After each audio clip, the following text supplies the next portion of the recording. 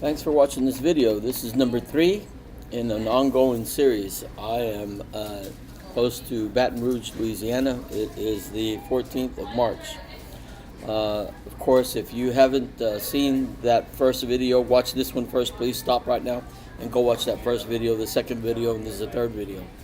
So I'm hoping that in watching that video, you also studied the basics of modern money that I left on the top corner there, and also maybe a short version of Steve Grumbein's Real Progressives, and of course Warren Mosler's Part 1, which all started this big study.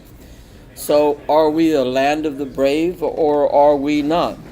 Are we brave people, or are we just people that throw up their arms and say, oh, it's normal that politicians lie to us, it's normal that we have a corrupt political system that doesn't represent the people and only represents the well-off? You see it all the time in the news, one scandal after the other, so that when we talk, when I talk to people, they say, oh, politicians are liars. Folks, that's not acceptable.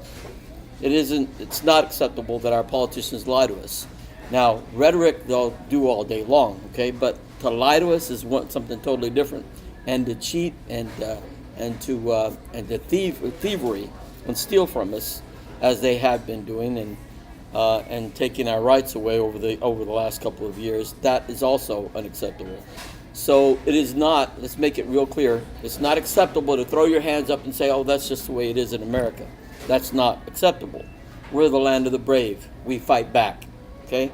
Now here's the problem. A lot of people don't know how to fight back simply because they don't understand the power that they have. Now, in those first 2 videos, it touched on that power, and that power is our money. And in particular, the Federal Reserve, which is really, truly our power. Contrary to those talk show hosts that you listen to in the evening, telling you about how the Federal Reserve is this private corporation and the banksters own the society. That's not true. It makes a lot of sense, though, doesn't it, when you think about it? People who own the airwaves and people who own what you watch on TV definitely do not want you to understand the truth about the power in your money, right? They want you to understand this fable, this legend, this myth about the Federal Reserve being a private corporation. It's too much to their advantage that you do not know the truth. I said in that first video how George Will, political commentator on TV, in an article, let it out and said the day that the American people understand the power they have with the Federal Reserve, their nation's bank, our money, is the day the game is over.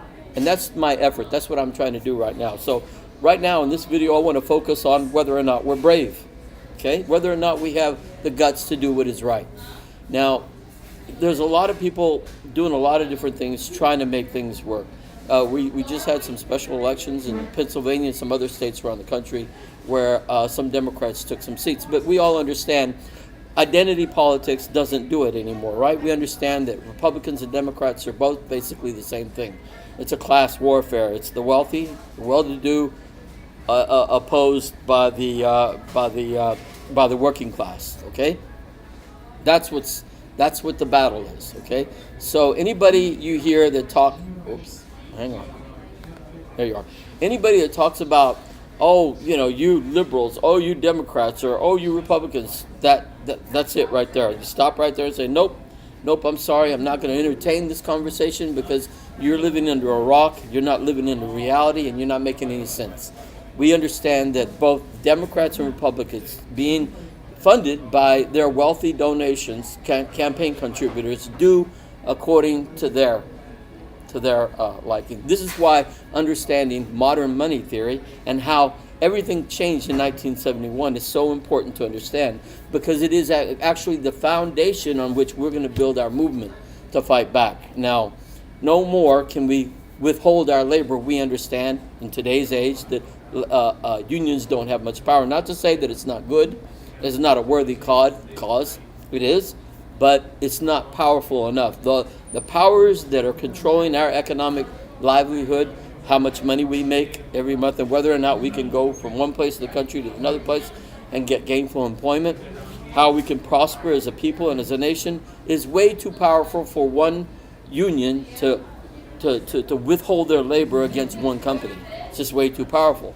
So we have to go to the source of the power. And the source of the power, as I've mentioned in earlier videos, is in the Federal Reserve, our money.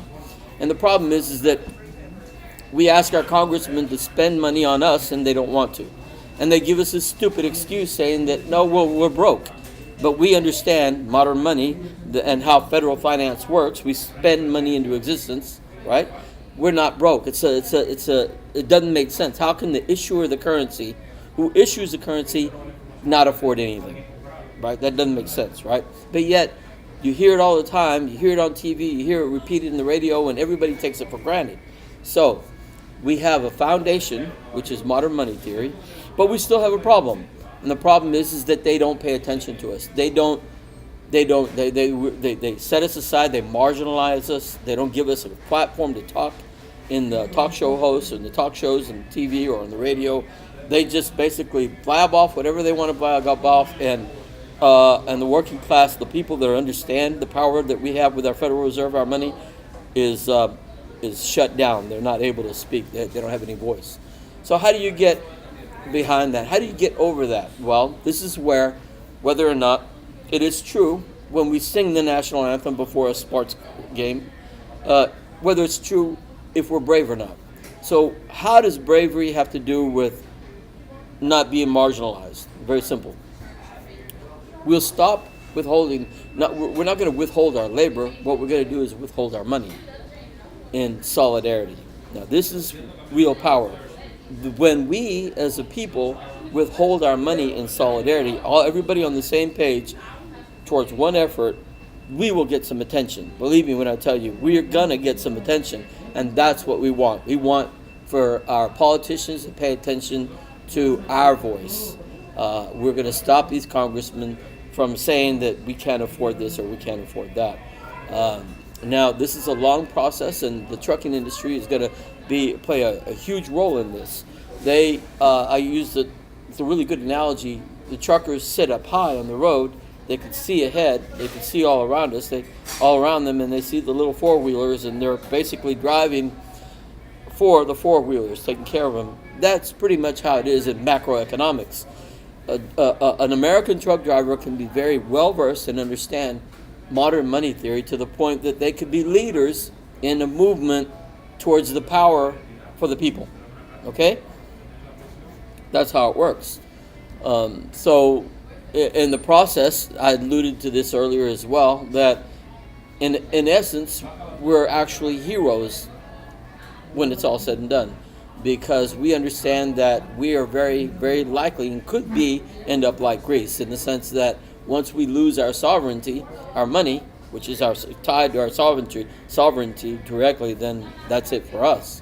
That's what happened to Greece. And don't think for a minute that the neoliberals, those people in power, is after that very same thing, to get rid of our sovereignty so that they can, nations without borders and whatnot, right? So it really boils down to this. We're basically, it could be, I guess you could say, you could frame it as a civil war. Either you're going to be brave and stand up and fight for truth and justice and economic justice, or you're going to sit there and throw your hands up and be a wuss and be the enemy. Because if you're not fighting for something, you're actively against it. Isn't that true? Isn't that true? So there's no such thing as neutrality. There's no such thing as, I'm going to sit this one out. Don't bother me with politics. No, politics is very much involved in you, right? Because you don't act, because you don't stand and fight, it is working on their behalf to make sure that you make the least amount of money possible to make ends meet. See, that's what it's all about. They want to make sure that high unemployment means lower wages, because corporations have leverage, You understand how that works? If you got 7 people waiting in line to get that same job that you're working for, your employer can very much afford to drive your wages down, because after all, they got 8, 9 people behind you ready to do the same job for less money. What we need to do is understand our the power we have in our Federal Reserve, demand our politicians pass a jobs guarantee program that guarantees a job for anybody in the society where the private sector is either unable or unwilling to hire. When you do that, you free up. It does a lot of good things. It helps the community, and it frees up individuals that would normally be stuck in a city and not able to work, can free up and allow them to move anywhere in the country and not worry about a job, because at the worst case scenario, the federal government could hire them at a living wage. And I'm going to give you a concept here. And it took me a little while to understand, but really when you think about it, it's absolutely true. And this is what modern money theory teaches. Taxes create unemployment. Taxes create unemployment. Well, how is that so?